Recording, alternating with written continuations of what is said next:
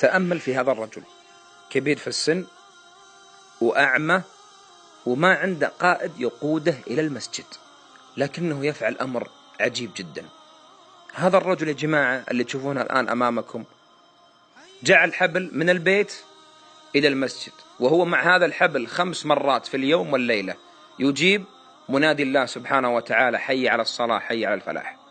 والله إن الفلاح والسعادة والنور والنجاح أن يحافظ الإنسان على 5 صلوات في بيت من بيوت الله سبحانه وتعالى. وش اللي حركه يا جماعة؟ وش اللي خلاه مع هذا الحبل يوميا 5 مرات لم يعذر نفسه؟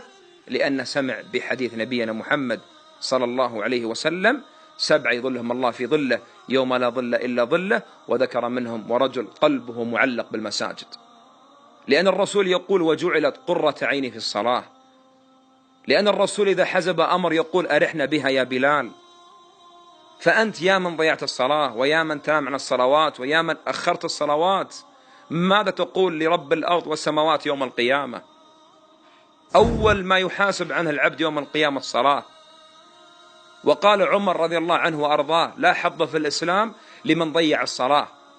وقال صلى الله عليه وسلم: العهد الذي بيننا وبينهم الصلاة، فمن تركها فقد كفر. فيا جماعة والله إذا ردنا السعادة والله لن نجدها إلا بالمحافظة على 5 صلوات في اليوم والليلة، 5 صلوات بأجر 50. فمن حافظ عليها فليبشر والله بخير الدنيا والآخرة والنجاح في الدنيا وفي القبر ويوم أن يلقى الله سبحانه وتعالى. أسأل الله جل وعلا أن يجعلنا وإياكم ممن يقيم الصلاة.